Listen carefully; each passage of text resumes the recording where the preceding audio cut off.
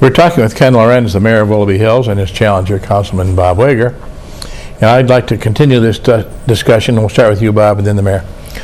With something that the mayor brought up a few minutes ago earlier in our conversation. He referred to the Good Old Boy Network, and I haven't heard this before. What do you, what would you characterize as the Good Old Boy Network? I'm not sure what's referred to as the Good Old Boy Network. When I look at council, we've got all 6 members, other than myself, that have been on council either for 4 or 6 years. There's no real Good Old Boy Network. As far as our law director, he worked with us. Our finance director, we've got a finance director now that is, since May, he's very good. He came from the state auditor's office. Finance director previous to that was probably part of the Good Old Boy Network, and I would say that was more working for the administration. We weren't able to get any information out of the finance department from the time period he started and he worked there. When we asked questions, the questions were, that's work in progress. We'll get to that. We had an audit in 2003, and the audit said you have to put some policies in place for travel, for airline miles, for credit card use. Those policies have, to this day, have not been put in place and codified in our ordinances. And the answer was always, it's work in progress, it's work in progress. I see we're working on them now with our new finance director, but last year and previous years, we've never worked on those. The Good Old Boy Network, is it alive? Not on the council side, but it may very well be on the administration side. So Ken, you brought up the term, so what did you mean by the Good Old Boy Network? Well, for instance, Tom Ackerman, he and Osborne own a piece of property on Maple Grove behind Maple Grove Alliance Church, about 22 acres there. He wants to put in a small subdivision. By the time you put the street in and the cul-de-sac, you're down to about 18 acres. He'd like to have 25 home sites there. Instead of the standard 75-foot setback that we have in our city, he wants 50. And he wants to put sewers into that location. I'm totally against that. That project's on hold right now until after the election. There was a point in time where Mr. Ackerman, I believe, was in partnership with Mr. Willoughby. Connecting the dots. That's what's important in our city. Regarding the finance director, you haven't heard the end of that yet. It's a big mess. My opponent referred to policy and procedures are not in place yet. They've been in place for 2 months. They're set to go. Anybody viewing this tape or this program can ask for a public records request. They're ready for dissemination. In terms of the Good Old Boy Network, I made the announcement about the Cuyahoga County Airport expansion January 25th of this year. I also made the announcement in Mayor's Report in July about the 4 new alternatives that are going to be presented in October. I know what they are. Gil Martello knows what they are, because we met with White Options.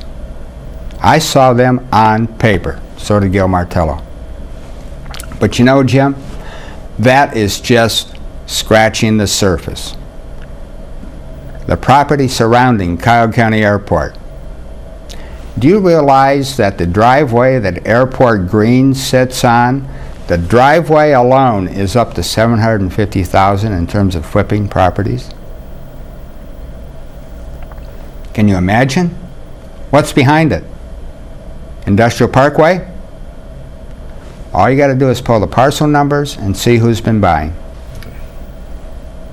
Legacy Financial out of Florida. One of our council members may have been a part of that, which was acquired by Legend. Legend's a big player over there, Legend Financial. The Good Old Boy Network, connecting the dots. Okay. Another topic, Tricia? Sure. You brought up the airport and the possible expansion plans for that. Are you opposed to any expansion of the Cuyahoga County Airport? What I would like to see, let me tell you what they're going to present, and then I'll follow that with what I'd like to see. 4 plans, 4 alternatives. One each one of the three alternatives has a 6,000-foot runway. Right now it's 5,100 feet. First alternative, all the expansion in the Willoughby Hills. Second alternative, all of it into Richmond Heights. And then the other is 50-50, and the other is to do nothing but to resurface the runway. Keep it at 5,100 feet. Flight Options, the driving force behind that airport project, Jim Miller. And by the way, he's a nice guy. Wants a 6,000-foot runway. And he's going to propose, and I believe that's the option they're going to pick, all of it will be in Richmond Heights.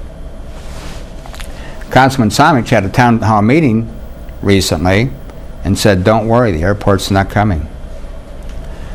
With the increase in traffic on a 6,000-foot runway, what's that going to do to the value of the homes in Willoughby Hills? I want to keep it at 5,100 feet. That's only part of the story. What's going to become of the property surrounding Richmond Heights Airport? That's the Trojan horse that hasn't been discovered yet, but I'm on top of it. Connecting the dots. I'm on it. Okay, and you, what's your opinion on the airport expansion? The airport expansion basically cannot happen. We are diametrically opposed to any expansion of the runways at the airport. We have met with the FAA in Washington, D.C. Council itself took it upon itself to travel to Washington, D.C. to meet with them personally so that we could view our opinions about the airport and work with them, and they have been very helpful. But we need help from the FAA, we need help from our congressman, Congressman LaTourette, we need our county commissioners, we need our surrounding city mayors to support us also. What we need to do is build relationships with these. All that's been happening recently has been a lot of innuendos, a lot of rumors out there, and there's been no facts put on the table.